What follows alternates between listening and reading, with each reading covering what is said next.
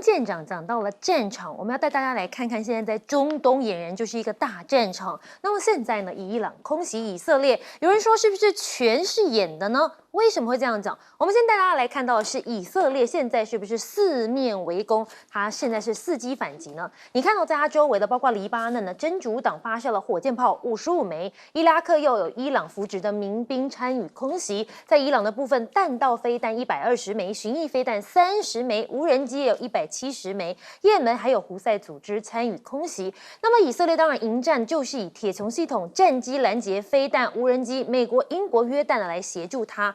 尽管呢，他们说他们已经拦截到伊朗99%的飞弹，但以色列你光是一晚的军费就高达400亿。而你看相对来讲，伊朗的军队只有它的1/10。以色列前参谋长就讲到了，拦截伊朗对以色列袭击的成本大约是428亿，反观伊朗的成本不到它的10%，不到它的1成呢。那么现在以色列总统称不寻求跟伊朗开战，暂时内阁也没有决定要怎么样来反击伊朗的袭击。伊朗轰炸持续了5个小时，后称呢报复行动已经结束，而且还呛以色列，如果你再犯，伊朗就会更严厉的回敬。以色列总统就讲到了，我们不寻求跟伊朗开战，但这场的袭击必须要得到相应的回应。目前暂时内阁还没有决定好要怎么样来反击，只不过美国媒体就报道了，这以色列最快15号不就是今天吗？向伊朗来发动复仇攻击。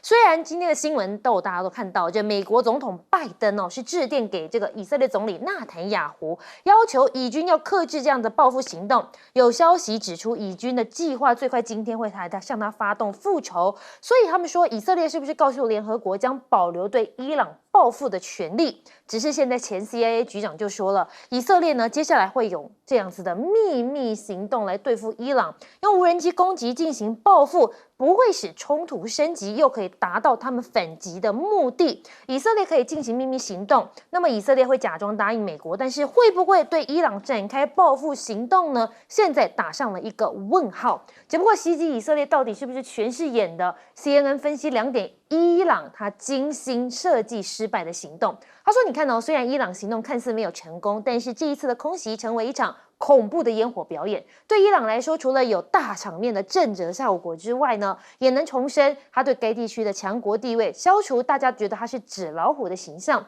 而且避免重大损害，让整个中东地区的情势升级。而且他们还讲到一点。”他说，伊朗的飞弹造成的弹坑不大，研判着伊朗军队可能减少飞弹的装药，甚至是用训练的弹头，避免伤及无辜，整个在扩大整个的伤情。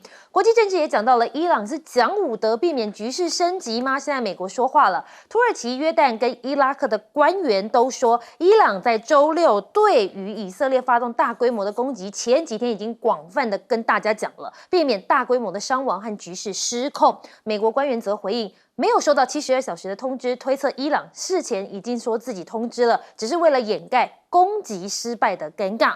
只是伊朗的军力真的很强吗？为什么美国跟以色列总是只和他打影子战争呢？现在《纽约时报》就指出了，美国呢，以色列的阵营在伊朗各个领域长期进行的影子战争。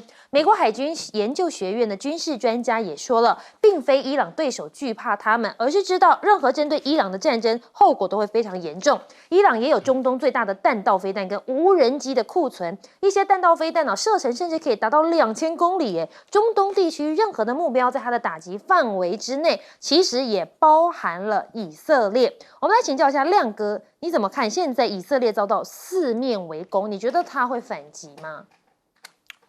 我听说拜登打电话给纳坦雅胡，要求以色列不要反击。对，那以色列后来知道伊朗也跟美国通上电话，所以就跟美国承诺说他不会打伊朗啊。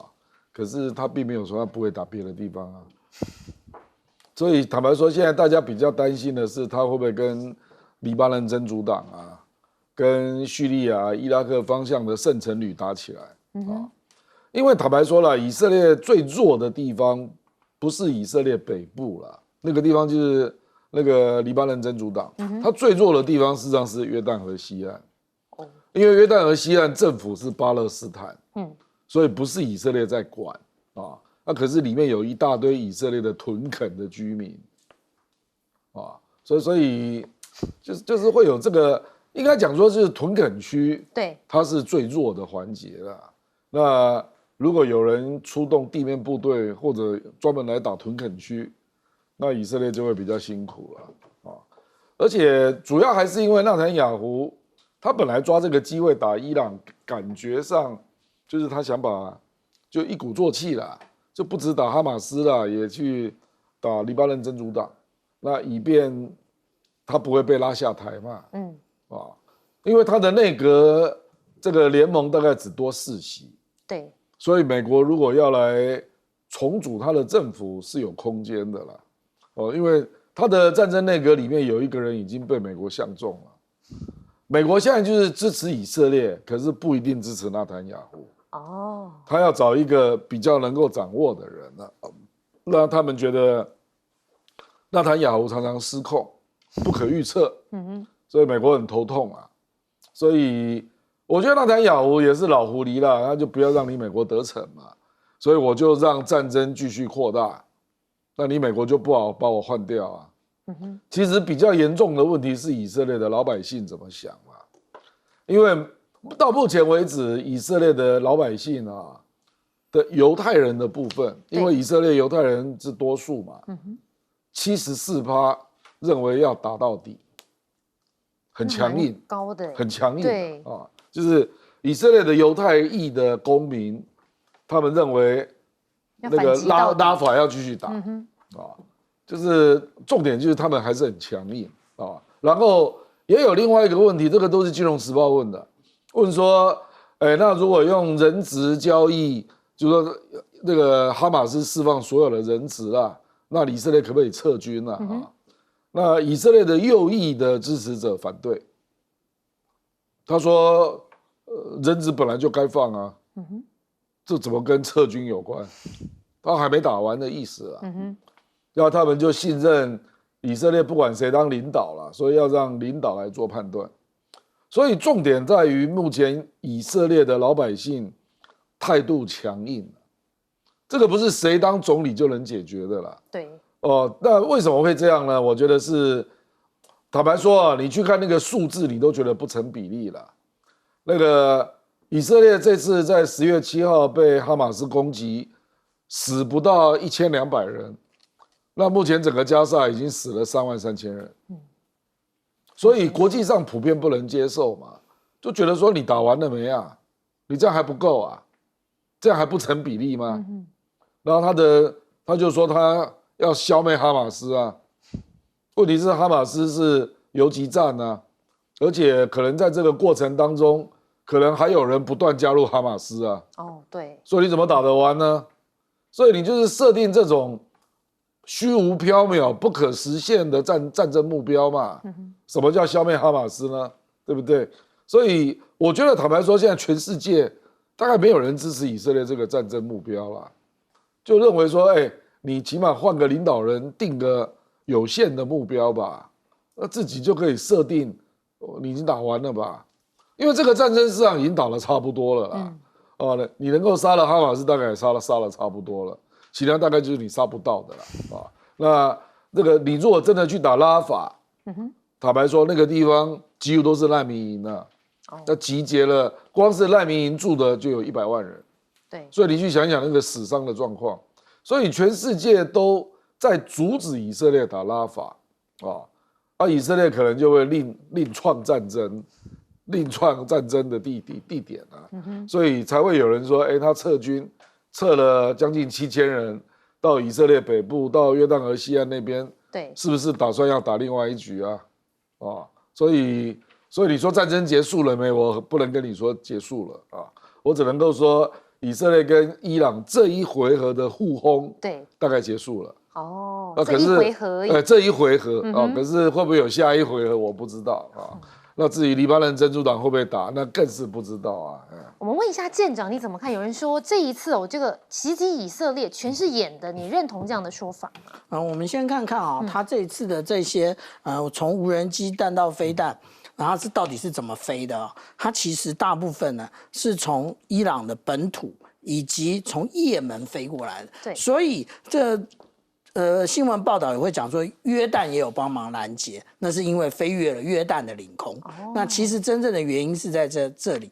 那我们如果说看这个数量啊，就弹道飞弹103枚，这个是以色列对不起，那个伊朗所公布的数量啊，然后还有36枚的巡弋飞弹，然后还有185枚的无人机啊。其实这是一种什么样的作战模式？这就是我以前讲的，大家认为唯快不破，所以我们都要使用最快的飞弹。其实不是这样，是要快跟慢兼具。为什么快跟慢兼具？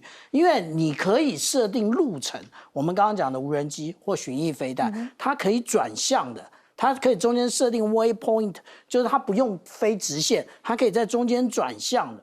那它在中间转向的时候，你的这一个任何的战斗系统，你要来算，我要先接战哪一个嘛？我要排出 priority， 就是优先顺序。我要排出优先顺序，到底要先攻击哪一个？哪怕是在我这一个战区里面，我都有优先顺序。那这一次，其实我们看起来好像是玩假的，其实是玩真的。玩什么真的？伊朗其实在测试，以色列它的防空系统的缺点短板到底在哪里？它就这样测，各式各样的那个不同的快速的、慢速的目标搭配在一起测试，这样测试就可以看出真正的差别在哪里了。而且它真的是让你故意打到，为什么是故意打到？这是我们看到，除了最后一次之外，其他都是俄乌战场上面那个对于无人机以及弹道飞弹的攻击啊，它有这3种不同的，中间还包含了巡弋飞弹的攻击，我们就可以发现到说，其实当它测试完一次之后，它就会有其他的改变的做法。然后实际上，如果我们看到说这一次，伊朗打出来的飞弹的话，或者是无论是弹道飞弹，无论是巡弋飞弹或者无人机的话，其实它被拦截的红色这个是拦截的，它被拦截的很少，不是它被那个没有被拦截的很少，红色是没有被拦截的，蓝色都是被拦截的。也就是说，它其实不是什么简装药，它是遥测弹。所谓的遥测弹，就是它的弹头前面装了非常多的那个遥测的装备，我可以测我飞弹的状况。同样，我是不是可以接受那个以色列它的一个相关的这个电磁波讯号呢？那至于说是不是打一场所谓的影子战争，我们不要忘了，大家最在意的心理，这些列强心里最在意的，也就是伊朗，它其实可能是有核武的。我们如果看到那个国际原子能总署他们最新的探访，他们是说这个伊朗它的一个有相关的这个浓缩铀已经高达60%了。那高达60%，其实也就是准武器级。那如果他之前就已经准备好相关的引爆的装置，他只要把这浓缩铀装进去，他就有核弹了。那也就是说，当他如果有核弹，而且测试成功的话，那其实也就为这个区域埋下了更多不确定的因素。那我们想问一下韩彬哥，伊朗的军力是真的很强吗？其实伊朗的军力，你要说它强吗？它其实不算很强，可是你要说它弱吗？它数量很多。那特别是他也知道他自己在传统武力上比不过他的对手，不管是以色列啊、美国这些都跟他们差距很远，所以他就专精在发展飞弹啊、无人机这一块。所以他的传统的军舰啊、飞机这些，说真的都落后美国两三个世代以上。可是问题是，他的飞弹啊、无人机这些还算是不错的。那他这一次采取了一个就是其实基本上在我看来比较像是烟火秀的打法，也就是它配合了比较贵的弹道导弹、巡弋飞弹，然后再搭配了无人机。它无人机还是高速跟慢速的，它高低配，它弄了各种不同的形式把它飞过去。然后当然在整个以色列边境都造成了很响亮的这个烟火秀。那当然很多都被拦截掉了。可是以色列也承认，它确实有一些飞弹没有被他们拦住，然后打到他们的空军基地，所以还是造成了某种程度的一些效果。那当然，最大的差距恐怕还是在价钱上面。伊朗造一个弹道导弹，大概几乎是全世界要最便宜的。它居然一个弹道导弹只要8万多块美金，这是超级便宜的价钱。那问题是，美国光去拦截它的，你如果是爱国者系统，随便一枚都破100万美金。那以色列最便宜的铁穹的一颗飞弹都要4-5万美金，然后伊朗的无人机可能可以便宜到1万美金，甚至更低。所以这个就是他在打一场不对称的战争。那伊朗的目的当然也不是，他也知道他自己不可能真正造成以色列很严重的损害，他要的就是一个面子的问题。我打了之后看你怎么回应，那还赶快也声称我打完就算了，我打完不会再进行攻击，看你要不要打。那现在是美国出面，以色列好像是说不会再对伊朗进行攻击，但是实际上以色列有很多种不同报复手段。以色列其实在全世界最文明的，不单只是他军力而已，他暗杀是更厉害。他专门去找了伊朗的一些人啊，或者是他伊朗的一些伙伴来下手，也不是不可能的。所以以色列恐怕还会有更多的这个相应的办法。我认为他跟伊朗之间的冲突并没有在美国的一句话之后就完结，也不会因为这样就结束。双方随时还是有可能起新一波的冲突，这都很难讲。特别是以色列立国的原则，他要在中东生存下去，他一直秉持的原则就是以牙还牙，以眼还眼。你攻击我，我一定要攻击你。所以我认为以色列早晚还是会对伊朗展开报复行动，只是形式上可能比较不一样而已。但是问题是，我觉得现在整个发展的状况就会越来越吊诡，也就是以色列他真的会从拉法撤军吗？我个人认为是不会，因为他基本上如果他现在在这个阶段就直接结束的话，对纳坦雅胡会有影响，对整个暂时内阁恐怕也都会有影响。那实际上以色列民众确实也是真的想要往拉法这边继续打，所以我认为中东这个霍乱还没有停止，恐怕还会延续半年到1年的时间。好，我们讲完了中东战场的部分，我们带大家回头来看看这亚洲的局势。我们先帮大家来整理一个最新的消息，就在刚刚，这个新加坡的总理李显荣宣布他要退休了，5月15号就要卸任，交棒给他的副手黄循财。那么新加坡总理公署刚刚宣布了，李显荣将在5月15号卸下总理职务，李显荣会向尚达曼正式提议，那么委任副总理兼财政部长的黄循财为新任总理。好，我们带你看到在亚洲的局势上面，在南海的部分，现在南海争端再掀波浪。那么中国海警船在南海拦截了菲律宾的船只，而且对峙长达8小时，时间就发生在4月13号的晚间，有一艘大陆的海警船距离菲律宾海岸只有35海里的海域，拦截了2艘菲律宾政府船只长达8个小时，双方相遇的地点就是位于中国主张拥有南海大部分主权的9段线边界这一边。而现在印尼的准总统要到中国大陆去了，中国对东协下重本，是不是为了要反击美国呢？你可以看到印尼的准总统普拉博沃在3月底访问中国，是以现任国防部长的身份，不仅时机点特别，身份更是敏感。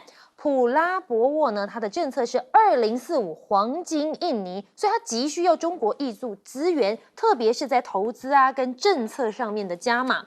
而还有你再看到的是，这 TikTok 狂捞420亿元，在越南半年爆炸性成长，成为越南的第2大电商。过去半年之内 ，TikTok Shop 的卖家在越南赚进了13亿美元，13亿这么多，平均营业额呢是增加了2倍。那么现在大陆的高铁，我们要带大家来看它现在也在东协发光了。尤其是这个印尼，过去我们一直讨论到的雅万高铁，他们说呢，现在是不是这高铁车厢因为暴雨积水，很多人都说是不是就是因为 Made in China 品质不够好引发关注？但是呢，现在呢，雅万高铁营运公司就说了，不是这样，是当时我们准备发车，因此必须为乘客打开车门，所以当时下大雨的时候，雨水才会进到车厢里面，没有发生所谓的漏水状况。而且短短的5分钟之内就已经清除了积水，并不是说它一直在漏水的状况。现在越南也称2030年的越南中国2条高铁工程即将启动，其中一条呢将从越南的港口城市海防和广宁省经河内到中国的云南接壤的老街省，那么另外一条则是从河内到中国的广西接壤的谅山省。行经人口密集全球制造厂的设施，包括多家由中国投资人拥有的制造厂设施。但是我们来比一比，过去讲到中国的高铁，大家也会想要比比这铁路的最大国日本。中国高铁现在时速400公里的列车在年内就要来问世了。北京到上海只要2.5个小时。可以看到呢 ，CR450 车现在呢将在今年内下线。促成高铁技术的创新，填补时速400公里的高铁技术标准的体系空白，打破目前由中国保持的350公里世界最快高铁的运营时速。而且呢 ，CR450 使用的是永磁、镁合金、碳纤维等新材料，牵引功率呢上升到1.1万千瓦，启动加速反应时间减少大概是12%，耗能也会降低20%左右。不过我们带你来看到的是日本哦，他们现在当然啦，他们也是铁路大国，它在印度推动进入高铁时代，但是真的有成功吗？我们带你来看到2015年，印度政府宣布批准日本修建印度第1条高铁孟买到艾哈迈达巴的德高铁项目。那么总成本大概是1.08兆卢比，预计完工期一拖再拖，现在已经延到2028年了。但是什么时候才能运营，还是个大大的问号。成本也已经增加到1.6兆卢比。7年前，富比士杂志呢还在发文吹嘘，7年后的现在，中国高铁的总里程数已经突破4万公里了，但是印度还是怎么样？还是1个0。日本新干线的光芒是不是正在消失当中了呢？我们要带你来看到2023年底，日本不愿意加入印尼价值73亿美元的高铁项目，结果印尼就选择了中国来兴建这条铁路。中国也提出了更快的速度、更少的条件来做到这一点，但日本的供应商已发展出高技术的知识。那么呢，他们遭遇到海外竞争对手，像是中国啊，却陆续无法赢得合约。原因就出在于，其实日本强调新干线的列车不跟非日本的技术来做混合，也因此他们少拿了很多的合约。我们先来请教一下亮哥，亮哥你怎么看这个李显龙刚刚这样最新的宣布？我这个早就知道了啦，只是他延后上任嘛，就是先让黄金才当秘书长，对，熟悉政务，然后就正式接手啊。不过这个早就大家已经都知道了，而且其实两个人的风格蛮接近的啦，所以应该就是无缝接轨啦，无缝接轨啦啊。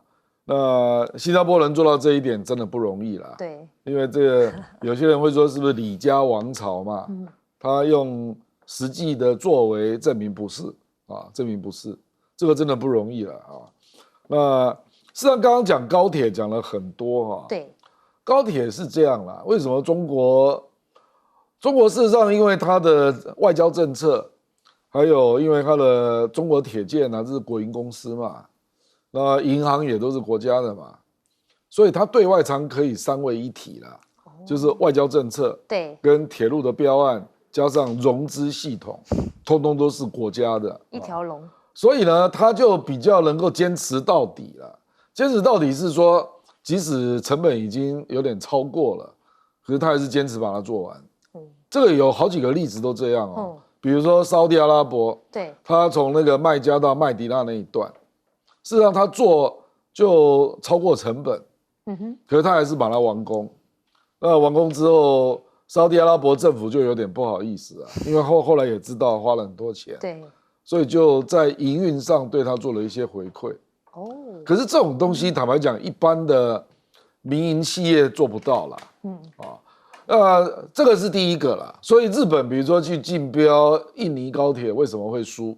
因为它的融资就是比较贵嘛。所以中国大陆可以提出一个比较可以那个第三世界国家可以接受的财务计划。因为它可以把它拉长啊。比如说，它可以变成是30年到50年的融资啊，对，这个民间银行做不到啦，这个一定要国家银行才有办法啦啊。那另外一个就是在地国家的配合条件啦。坦白讲，日本最近是很吃瘪啦，就是他在越南跟印度，事实上都是他标到，就到现在都还没盖出来，那就是在地国征收的成本一直上升啊，一直给你卢新的条件啊。所以日本人的新干线去接越南跟印度这2个案子，事实上是叫苦连天啊。所以现在越南也希望中国回来接他的高铁啊，中国不敢接啊，就是就是太卢了啦。所以他现高铁一直加在只有接河内那个货运的，对，可是高铁的部分，坦白讲，就是越南要改变他的态度了，大概是这样。好，我们休息一下，广告之后回来再带您来继续讨论。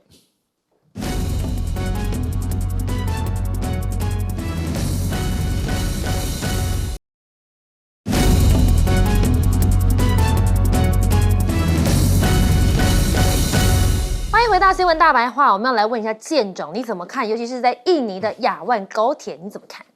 我们在讨论一个国家的基础建设的时候，我们要想一想他们为什么这样需要，他们这样需要的原因是什么？其实我们这样讲啊，也就是我们如果说有关注focus 全球那个新闻的话，你就会发现一件事情，什么事情？这是2020年的雅加达，它在1月2号的时候淹大水。但是它这个淹大水，并不是说，只是极端气候的原因，不是，是因为雅加达不断的陆沉。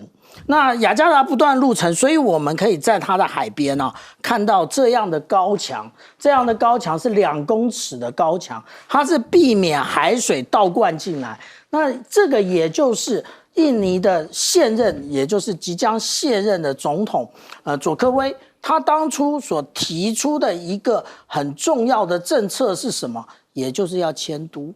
那他要迁都呢？迁都到哪里呢？他其实迁都的地方很远啊。我们现在看到的雅加达其实是在爪哇岛上面，它未来呢是要迁都到婆罗洲上面的这个位置，因为在这个位置里面，其实相对于印尼的苏门答腊、爪哇。苏拉维西以及婆罗洲，它其实是一个中间的地带，也就是对于这个各个岛屿都能够雨露均沾他们的经济成果。这个部分呢，如果我们讲到基建，我们可以想到哪一个国家？我们可以想到美国吗？美国不要开玩笑，它连高铁都有问题，所以当然他们最需要的。也就是基建大国中国大陆的协助啊，而且事实上来讲，我们如果回头来看佐科威在他的2任的任期之内呢，其实他的基建也很可怕哦，他完成了2042公里的高速公路，16个机场，18个港口以及38座水坝。它这样的基础建设，所以让我们现在看到的印尼已经不是想象中的印尼。那现在的印尼其实是全球就是全球30个最大的经济体中发展最快的5个。那也就是说，他们需要这样的迁都之后，然后解决雅加达的这个不断陆沉。那我们刚刚如果说仔细看这张图，我们就可以知道，如果在2050年，也就是25年以后，它的有1半的那个市区都是在海平面以下，所以它需要基础建设，它需要中国大陆的协助，所以我们可以看到他的这个新任总统普拉博沃最重要的去中国大陆。好，我们休息一下，回来再继续请教韩彬哥。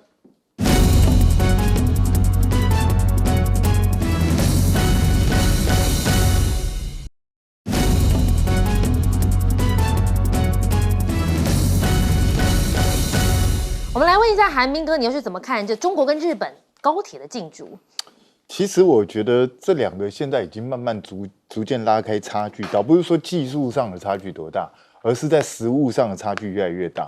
像2017年富比士这个报道，其实当时我们就在讲，有这么容易吗？因为你了解印度的它整个国家的体制，还有它当地的复杂程度，就知道在印度要进行这么庞大的公共建设，绝对不会是这么简单的事情。对，印度甚至连他自己不管造船也好，造飞机也好，他随随便便都是弄20-30年，然后到最后还不一定会成功。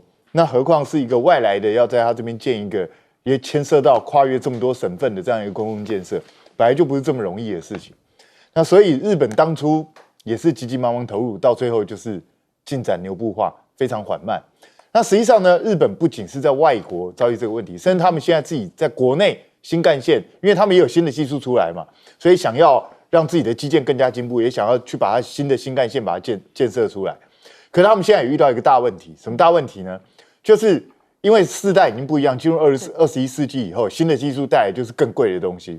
那你花了这么多的成本下去之后，欢迎收看新闻大白话，我是韦佳琪。那么这节我们带您从国内政治探讨到国际的局势去。那么加入我们这节的来宾，包括有耶鲁经济学博士郭正亮亮哥，午安。大家平安。还有我们的资深媒体人韩冰哥，午安。主持人好，大家好。还有我们前海军舰长吕礼师舰长，午安。主持人好，各位观众大家好。好，我们今天带大家来看到的是，首先我们先带大家来看到国内的政治部分。那么地方补选呢，现在结果出炉了，6席赢5席。国民党说这就是人民对民进党的持续不满。那么地方补选的结果再一次提醒准总统赖清德，人民对民进党的不满其实是还在持续当中的。只不过赖清德现在恐怕也是伤透脑筋了，因为自家地方派系都搞不定。2026现在百里侯前哨战已经开打了吗？今天呢，这个苏巧慧呢是要去选这个民进党的新北市党部主委，没想到于天竟然突袭也要来抢。那么呢，他还就是郑国会的于天4月14号抢先在脸书发布参选，那么被解读是不是要为新北市长选举帮同属郑国会的林右昌来铺路？因为林右昌今天有在立法院也被问到，他是不愿正面回应的。那么现在于天要帮跟赖清德讨回上次不是要讨不分区立委失败，现在帮自己讨公道，还是呢？其实是因为林佳龙接下来要接外交部了，他没有2028的机会，他要帮林佳龙讨公道，又或者是林右昌想选新北市，他先帮林右昌铺路呢？只不过现在不止新北，包括在南部台南市，现在更是暗潮汹涌。台南市党部主委的选举，陈亭妃就暗批有人在假传圣旨，不会推代理人。民进党台南市党部主委选举今天要领表，传出英系、赖系、郑国会、永延会都可能推出人选。不过陈亭妃抢先表态，不推任何代理人来选主委。他说不应该这个主委带队党内来互打。赖总统已经超越派系了，怎么还有人一直假传圣旨，陷赖主席于不义呢？有人就说这是不是在暗轰郭国文当林俊宪的代理人？那么现在郭国文也跳出来了，他就说了，党内同志你实在是不需要含沙射影、乱贴标签、指桑骂槐，你只会造成党内伤害，是没有办法成就一个大局的。那么现在两岸的问题更是赖清德的难题，尤其你看到伊朗轰炸以色列，马英九就喊话叫赖清德，你还是赶快遵循一中原则，不要搞台独。他说你看世界战火那么多，两岸需要和平共兴，希望准总统赖清德能遵循中华民国宪法的架构，确认两岸不是两个国家，不走台独道路，让两岸在9·2共识对等尊严之下展开各项交流。不过讲到两岸的议题，大家都会想到新任的国防部长会怎么样来面对接下来要怎么样的备战，又或者是会有怎么样的因应。只不过现在你看到今天这个画面就相当耐人寻味了，总统蔡英文呢跟这个国防部长邱国正两个人呢，一起出现是没有问题。可是偏偏旁边出现的是顾立雄，这国安会秘书长。这个场子跟国安会秘书长有关系吗？他们一起来视察坚实营区的新建工程，所以有人就说了，这个时候顾立雄来是不是来跟邱国正做交接的？因为不是传出这顾立雄就要接国防部长了吗？那么现在海军滨海作战指挥部喊出115年要成立，还要担负24海里内的防务。知情人士透露，政府规划2026年正式成立滨海作战指挥部，打算负担24里内的防务，借由绵密的反舰飞弹火网来吓阻敌方。只不过你要吓阻敌方，你要想想，人家现在中国的无人机技术已经是不断进步了，我们能不能够来迎战呢？像是72变空中分体无人机，传出它可以在空中呢分体再结合中国开发颠覆性的技术，瓦解传统的防空。你可以看到它在这边写上是空中分体，然后迅速分离之后还能够稳定飞行。现在大陆的军事专家杜文龙就讲到了，中国大陆这几年军用的无人机有很多的进展，那么其中一项就是空中分体无人机，在飞行过程分解成多架不同的功能的载具，让对方防御系统跟踪预警拦截明显超载失灵，可能会成为未来防空系统的噩梦。你看伊朗发射无人机群攻，他们现在就有人分析了，西方应该警惕中国的供应链在背后撑腰。经纬航天的董事长就说了，伊朗大规模模发展无人机的背后有中国的供应链支持，西方国家应该要警惕这一些中国利用无人机的零件支持其代理人在区域冲突四处点火，让民主阵营疲于奔命。又讲这些话，我们先来问一下亮哥，你怎么看这一次地方补选的结果？是不是现在这个赖清德也是讨卡莫里西了？其实这6个地方补选，有些地方实际上大概早就预期到结果了啦。那麦寮这个还是许宗富当选嘛？这个我觉得还是取决于那个候选人在当地的知名度，在地方经营多久。对，因为许宗富他就是当过乡长，人家当过，而且也是苏治芬的爱将，而且麦寮那个地方本来就稍微中间偏绿啦。哦，那你说胡伟，你去想一想，丁学忠加上张立善加持，怎么可能不赢呢？那其他地方我坦白说了，苗栗一些地方大概早就知道结果了啦，还有宜兰林之庙已经一统天下啦，对不对？所以我倒不会去联想到跟民进党啊，因为赖清德事实上基本上没有助选啊，对，因为他大概也知道结果了，所以就不想沾边啦啊。那这个赖清德事实上目前为止，事实上就是在阻隔吧。对于这种新人士，这种这么基层的补选，我认为他并不想介入太深啊。那2026呢？现在好像伤比较大是柯文哲了，就是他对麦寮寄望太深。2026这2个地方的主委的选举，当然就是为了2026布局啊，这还用说吗？这太明显了哦。这个于天都本来想要退休的人，你干嘛回来当党部主委？有顺便想要帮自己出一口气的意味吗？我觉得主要是要帮别人吧。当党部主委很累，那就是看准了这个2026本来就轮到苏贞昌的女儿，大概机会最大嘛。对。那苏巧慧很可能就会碰到，因为上次就林佳龙选了嘛。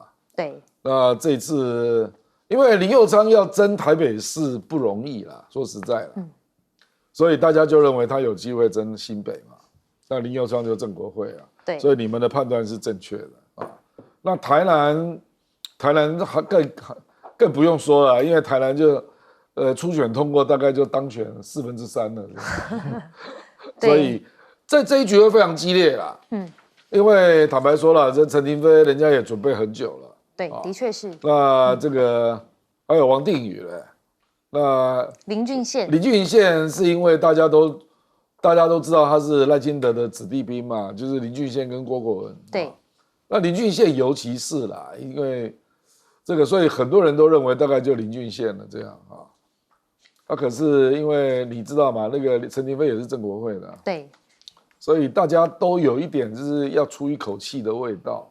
所以我的感觉啦，就是新北、台南大家都要去卡位，那准备2026大家来做交易吧，也不无可能哦，不无可能哦。说你不能都是你啊，我们都没有机会，对不对？那正国会刚好就这2个地方都各有潜在的候选人，所以他当然要卡位啊。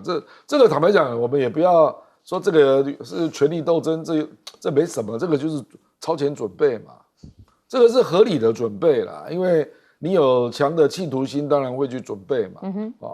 不过基本上民进党的县市长的初选是全民调啦，所以其实党部主委能够帮你忙的是说，他跑地方通的时候可以带你去。所以呢，如果想选的人，对，然后地方不是那么熟。那就可能，比如说于天如果当选，对，那他会去很多场合嘛，那就可以顺手把林右昌带上，这样一起推销会有用，不然那种场林右昌没有名义去啊，对不对？那陈亭妃事实上不需要这个主委啦，对，陈亭妃自己知名度就已经够高了，对所以我觉得还是回到候选人本人的知名度最重要，那你的分量啊，那新北、台北讲白了啦，民进党一定会认为分量要够，不然你凭什么撑起这个盘呢？那当然林右昌还有另外一种，就是如果刘世芳做得不好，人家就会开始怀念他了。因为坦白说，你把林右昌拔掉内政部长，然后换上刘世芳，其实我觉得有点说不过去了啊。就是林右昌再怎么样分量也比刘世芳要高啊。那他也没什么大错啊。那为什么他要下台呢？对不对？我们来问一下彬哥，今天有一个画面让大家讨论度很高，就是总统他带着国防部长，然后去看这个歼十营区没有问题，可是顾立雄也跟去了。有人就说这是交接吗？也差不多啊，因为他很快就要上任了嘛，所以他也来看一看也是很正常。那他本身也算是我们国安体系的嘛，所以先来实习一下也是不错的。但是重点是在于说，第一个，我们的马总统又去跟赖清德喊话，这种喊话是没有用的，赖清德不可能会理你的。赖清德就是要走他自己要走的路嘛，所以我是觉得马总统可以省点力气，喊是没有意义的。赖清德这种人不见棺材不掉泪，你光用喊的，他不可能会理你。导致我觉得滨海作战部，很奇怪，就是他负责是24海里内的防务，也就是我们最后一道防线。然后他说他的防御的方式是用反舰飞弹火网，反舰飞弹怎么可能会等到24海里才打？你等到24海里，你的反舰飞弹阵地它都被人家歼灭了吧？所以我不知道这个是什么样的一个战术想象，很奇怪，还是随便说的，我不懂这什么意思。因为他们进24海里，你不能打他。那他到了24海里，我们就完了，还打什么？我不知道这个想法是很奇怪。然后人家的无人机是一直不断在进步，那我们的无人机研发显然还赶不上，那甚至它在某一部分。它的技术甚至是比美国还要先进的，至少 CP 值是非常高的。我一直觉得说，其实我们如果要发展无人机这一块，我们是不是应该要学老共多一点，而学美国少一点？因为美国都喜欢做那种高单价、高精度、非常昂贵，然后一旦损失就是你很难承受的。我觉得像老共这种才是我们应该学习的，就是。CP 值很高，价钱很低，然后能够做各种各样的任务，然后会骚扰到让你的正规武器不知道怎么对付，这才是我们应该发展的方向，不是吗？美国不是一直叫我们往这个方向走吗？所以其实我们应该去买大疆无人机，去买回来之后去研究一下，然后我们自己来仿制或干嘛？为什么不行？就这样干啊！不然的话，要怎么去提升我们的战力呢？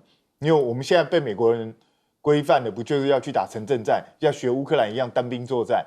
乌克兰人家现在就是单兵拿个无人机到处跑，就是这样。所以我觉得大陆这边是很多值得我们学习的地方，真的应该要赶快去学习。那至于说这一次的地方补选，国民党6席赢5席，我老实讲，国民党这个理由是错的，这跟人民对民党是不是不满一点关系都没有。这个就是这就是地方补选嘛，然后曝光度又低，所以就是看那个参选人他自己本身在地方的实力而已，就是这样子而已。那个跟什么政党什么都没有什么太大关系，这里头一大堆的无党籍的，都只是跟各政党互相结合而已，所以我觉得这个有点扯太远。那导致于天大哥又要出来，我真的是觉得于天大哥你辛苦了，你为什么要老是帮人家做价去做这种事？你就算抢到了这个党部主委，到最后你还是出钱出力，然后上位那个人不是你啊？你已经干了这么多年这件事，还要继续干下去吗？赖清德不愿意给你不分区，就表示人家并没有很看重你啊。那我也老实讲啦，现在除了一个林佳龙勉强丢给他一个外交部长之外，林右昌没有位置，陈亭妃未来台南市长他会有机会吗？赖清德会给他吗？我觉得正国会现在恐怕面临一个大危机哦，恐怕会被全面封杀掉。于天大哥真的自己要看清楚时事。好，舰长，我们想问一下哦，就是最近的对岸的无人机哦，一直在精进当中，现在甚至还有这种空中分体无人机，你怎么看？我们在谈无人机之前啊，我们先在讲说，我们的用兵理念啊，其实改来改去。怎么叫做改来改去？就是我这边写的各拿一把号，这是我到某一个智库去演讲的内容啊。我们就是来分析说，从李喜明总长到黄曙光总长的时候，他们之间到底改变了多少？其实呢，简单的来讲，也就是李喜明总长他那个时候他就想推的，也就是所谓的整体防卫构想，也就是不对称作战的部分。不过这个构想也仅止于构想。等到黄曙光接任了总长之后，他又改回来了，改回来什么？改回了防空制海反登陆，那也就是现在讲的叫做联合国土防卫，他又改来改去。所以啊，我们最可怕的就是我们的国防政策啊，只是因为改了一个人，无论是总长或者是改了部长，就改来改去。那事实上来讲，前一个总长或前一个部长他所推动的理念，你都还没有进行完全的实践，甚至还没有进行考核跟分析，你就又要改，所以就变成现在看来看去四不像。那讲到无人机啊，那当然就是我们讲到说这一个经纬航天的这个董事长他说啊，这个无人机背后啊可能有中国供应链，真的是。为什么？因为他介绍的无人机就是 Made in China 啊，不是这个螺旋桨旁边这里黄色框框这里就是 Made in China， 这不就是中国供应链吗？所以啊，当中国大陆它的研究到如此地步的时候，其实我们就是一个追不上。我们怎么叫追不上呢？我们讲说它的这一个有关于禽收或者是高空的无人机，它从100公里高度的这一个 MD-22它都有，这个其实也就是我们讲乘波体，也就是非常像东风17的这个弹头的一个结构，一直到我们之前在西南防空识别区或者是海峡中线所看到的 TB001或者 BZK005。